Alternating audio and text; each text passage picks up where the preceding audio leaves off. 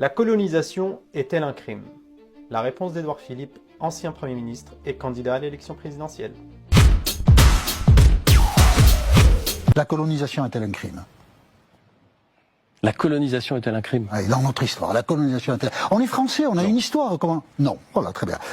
Après avoir marqué un long silence, après avoir répété la question pour se laisser le temps de réfléchir, La colonisation est-elle un crime? il répond sèchement non, sans nuance, accompagné d'un hochement d'épaule et d'une grimace comme pour dire au fond c'est secondaire, et puis il pourra toujours affirmer que juridiquement la question n'a pas été tranchée par les juristes. En réalité, Édouard Philippe n'aura même pas l'occasion de développer, mais au fond je pense qu'il n'en avait même pas la volonté. Par exemple en Algérie, si la colonisation n'est pas un crime, alors comment qualifier les enfumades en Algérie en 1845, des villages entiers asphyxiés dans des grottes, les razzias, les destructions de récoltes, les villages brûlés pour affamer les populations, famine par ailleurs aggravée par la politique coloniale qui tue des centaines de milliers d'Algériens, le code de l'indigénat, un véritable système d'apartheid légal imposant sanctions arbitraires, travail forcé, déplacement contrôlé de populations, et la torture systématique pendant la guerre d'Algérie, les massacres d'État, Sétif, Guelma, Kherrata en 1945, et comment ne pas évoquer le 17 octobre 61 où des manifestations algériens sont tués et jetés dans la Seine.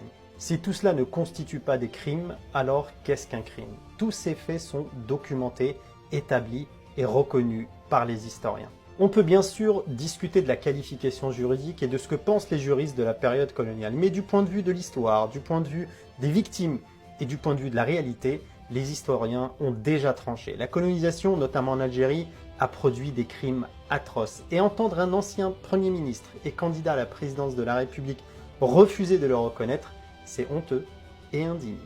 Poser la question « La colonisation est-elle un crime ?» ne relève ni de la provocation ni de l'idéologie. C'est une interrogation historique légitime, qui appelle une réponse fondée sur les faits, et non sur le confort politique ou l'évitement mémoriel. En Algérie, la colonisation française ne s'est pas limitée à une administration ou à une présence économique. Elle s'est imposée par la force et la violence organisée. Dès le VIe siècle, les autorités coloniales ont mis en œuvre des stratégies de terre brûlée, destruction de villages, incendie des récoltes, déplacements forcés et famine massive. En 1845, lors des enfumades, des populations civiles entières furent asphyxiées dans des grottes.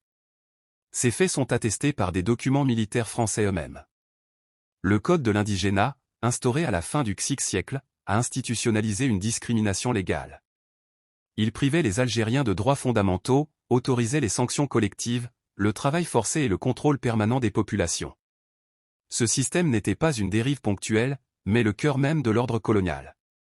Au XXe siècle, la répression s'est aggravée. Les massacres de Sétif, Guelma et Kherrata en mai 1945 ont causé des dizaines de milliers de morts selon de nombreux historiens.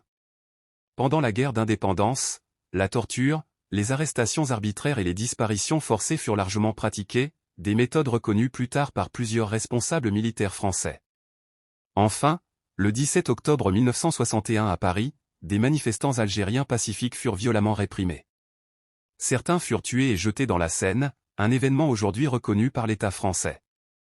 La qualification juridique peut faire débat.